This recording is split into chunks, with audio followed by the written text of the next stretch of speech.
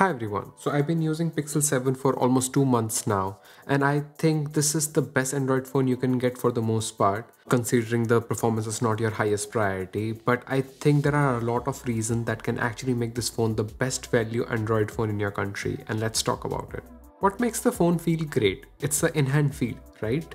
And I think the in-hand feel of this phone is really good. I took a poll on Twitter to ask people their perfect screen size preference, and most of them chose somewhere between 6 to 6.3 inch. And there are barely any brands that are giving you a phone that can actually be good in size but not bulky and unusable with one hand. Even with the case, it does not feel as bulky as any other smartphone, so you can still use it with one hand. Yes, the design is not my favorite, but it is premium from every angle, and also the aluminum frame with the front and back Gorilla Glass Victors, it does feel solid in hand.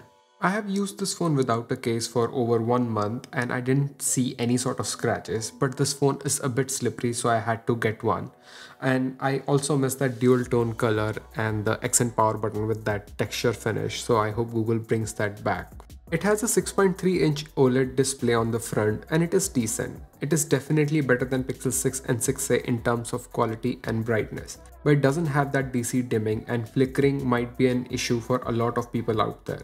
So if you're someone who get headache with some OLED display, this display might not be for you. But otherwise, watching content on it is a joy. The Pixel 7 support HDR on most OTT platforms, so if you're buying this device for media consumption or light gaming, it will be a great phone. It also has that 90Hz refresh rate, and combining it with the Pixel experience, it will feel like the most smooth Android experience with all the animation of Android 13.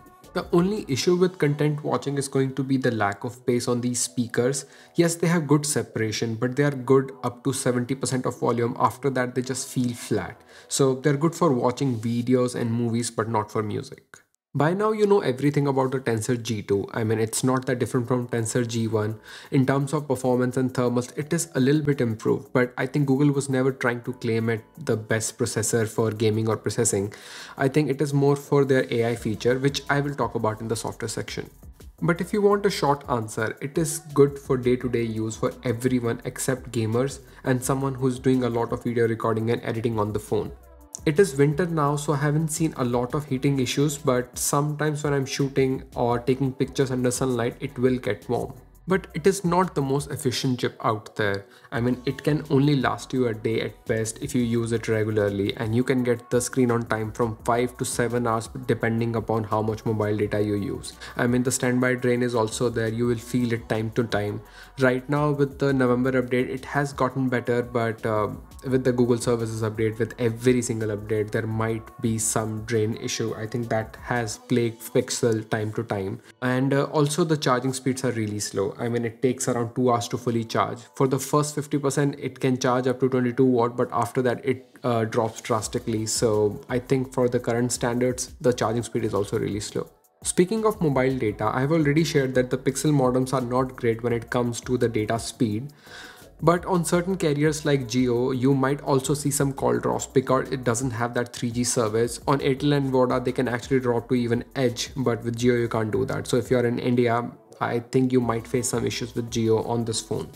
I think this is the only issue I have with Pixel 7, and for a lot of people it might be the service issue as well.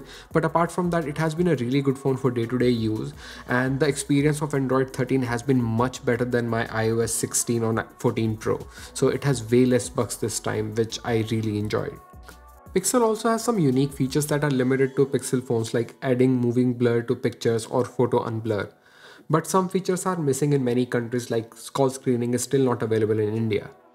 But I think a lot of people buy Pixel phone for their cameras and not anything else. I mean, it has a certain look that can actually attract a lot of consumers. For example, I like how HDR works on Pixel phones, and it can produce some dramatic pictures in challenging situations. It is not the best camera by any means. I mean, it is not consistent when it comes to colors with all the focal lengths.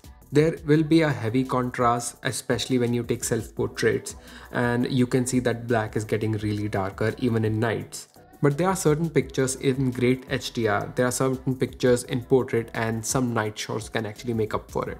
It can also go very close to subject, and the bigger sensor make a beautiful bokeh. Even the simplest thing like taking a night shot selfie will make up for it. And I do really love clicking pictures from a Pixel phone. Video on the other hand is kinda okay for me.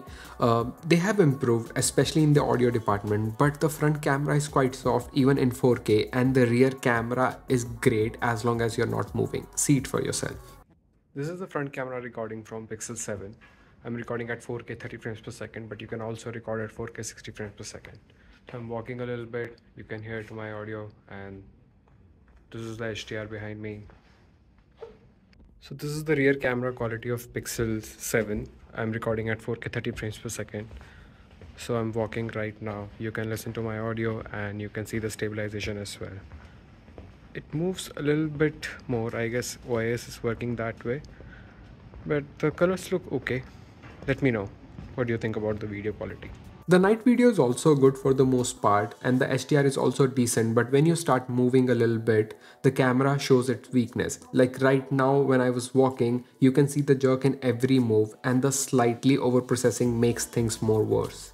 I've already talked about the biometrics, so I'll keep it short. The fingerprint sensor has been improved, but it is not as good as ultrasonic, and the face unlock can only work in certain lighting situation. I mean, it has to be a really good lighting, otherwise it won't work.